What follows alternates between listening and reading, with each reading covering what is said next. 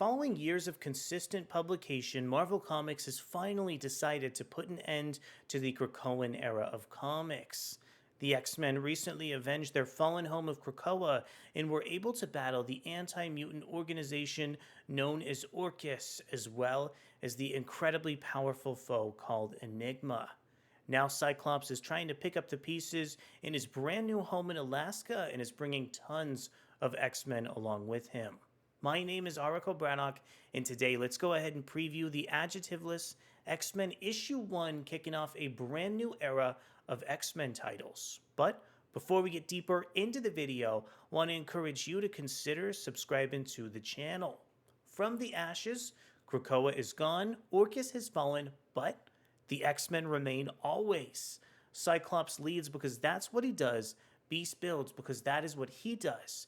And from their new home in Alaska, the X-Men raise a flag in defiance. Mutant business is their business joins Cyclops, Beast, MAGNETO, PSYLOCKE, Kid Omega, Temper, MAGIK, and JUGGERNAUT as new forces in the world move into position, battling for the destiny and philosophy of the mutant species. So X-Men Issue 1 is written over from Jed MacKay, featuring artwork from Ryan Stegman.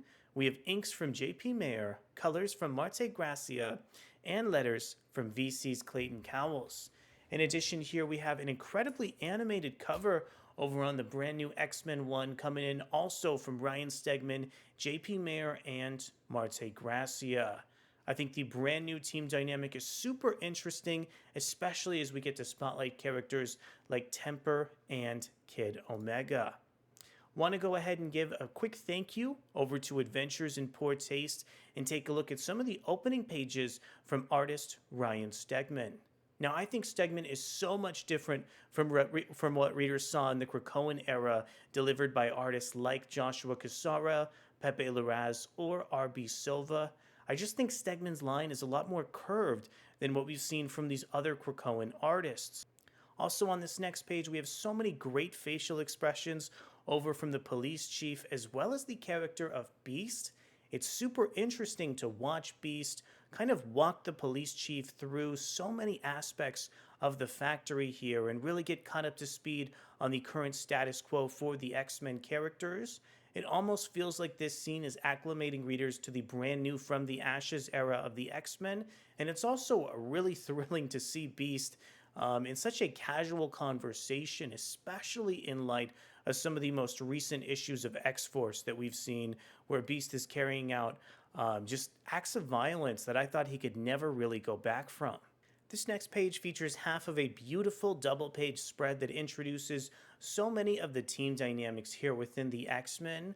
Watching some of Cyclops' animosity that he holds toward Quentin Quire, Kid Omega, was so much fun to witness over on the comic book tale, as was seeing Ryan Stegman kind of draw the introductory sequence over for the X-Men in this final panel that we see on the page here.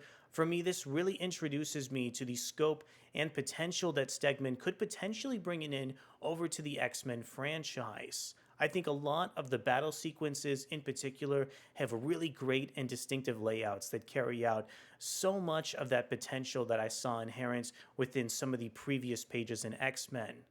One of my favorite parts of this brand new issue of X-Men is all the characterization that's really encompassed over in the background of the series.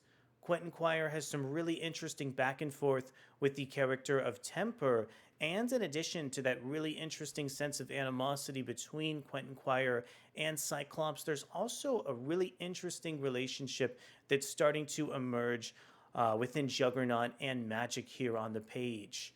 Watching these two characters just invoke a rock, paper, scissors tournament where each individual chooses rock every single time is such a fun and interesting way to expand both of these characters. Another really refreshing aspect of the brand new era of X-Men for me is the fact that Orchis isn't really done and fully dispatched. There's a brand new division and seemingly new set of antagonists called the Fourth School, who are also rising from the ashes of Orchis' demise. Watching some of these characters start to interact with our X-Men is really thrilling, as is the very final sequence hidden behind a QR code that starts to preview these brand new antagonists that Jed MacKay is looking to introduce over in the folds.